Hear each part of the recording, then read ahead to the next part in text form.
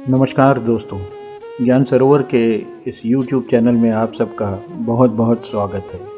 दोस्तों, आज हम बात करेंगे ऋषि भागीरथ की, जिन्होंने आकाश से गंगा धरती पर उतारी थी। सूर्यवंशी राजा दिलीप के पुत्र भगीरथ हिमालय पर तपस्या कर रहे थे।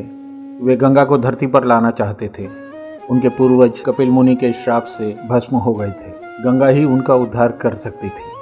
भगीरथ अन्न जल छोड़कर तपस्या में लीन थे। उनको इस तरह कठिन तपस्या करते देख माँ गंगे प्रसन्न हुई और वो तपस्या करते हुए ऋषि भगीरथ के समक्ष प्रकट होकर उनसे कहा कि हे ऋषि, मैं आपकी इच्छा अनुसार धरती पर आने के लिए तैयार हूँ, लेकिन मेरी तेज धारा को धरती पर रोकेगा कौन? अगर वह रोकी न गई तो धरती के स्तरों को तोड़ते हुए पाताल लोक में चली जाएगी। ऋषि भागीरथ ने इसका उपाय पूछा तो गंगा ने कहा, महाराज, मेरी प्रचंड धारा को सिर्फ शिव रोक सकते हैं। यदि वे अपने सर पर मेरी धारा को रोकने के लिए तैयार हो जाएं, तो मैं पृथ्वी पर आ सकती हूँ। अब भागीरथ ने शिव को मनाना शुरू किया। शिव की तपस्या में लीन हो गए। घोर आराधना और तपस्या के बाद शिव प्रसन्न हुए और गंगा की धारा को सिर पर रोकने के लिए वो तैयार हो गए। ज्येष्ठ मास के शुक्ल पक्ष के दशहरे के दिन जटा खोलकर कमर पर हाथ रखकर शिव खड़े हो गए और अपलक नेत्रों से ऊपर आकाश की ओर देखने लगे।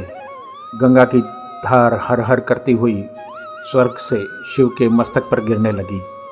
जल की एक भी बूंद पृथ्वी पर नहीं गिर रही थी। सारा पानी जटाओं में समा रहा था।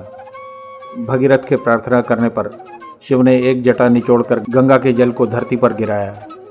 शिव की जटाओं से निकलने के कारण गंगा का नाम जटाशंकरी भी पड़ा। गंगा के मार्ग में जुहू ऋषि की कुटिया थी, तो धारा ने उसे बहा दिया। क्रोधित हुए मुनि ने योग शक्ति से धारा को रोक दिया। भगीरथ ने प्रार्थना की ऋषि से, तो ऋषि ने उन पर दया कर गंगा को मुक्त कर दिया।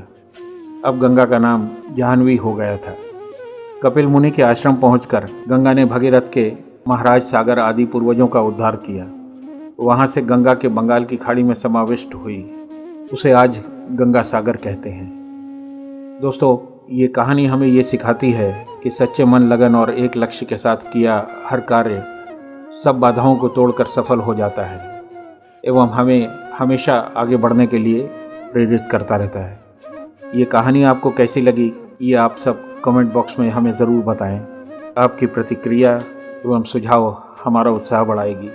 और हाँ दोस्तों, हमारे चैनल को लाइक, सब्सक्राइब और शेयर करना न भूलें, जिससे कि हम आपके लिए आगे भी नई नई कहानियाँ और कथाएं लेकर उपस्थित होते रहें। जय माँ गंगे, जय श्री श्याम।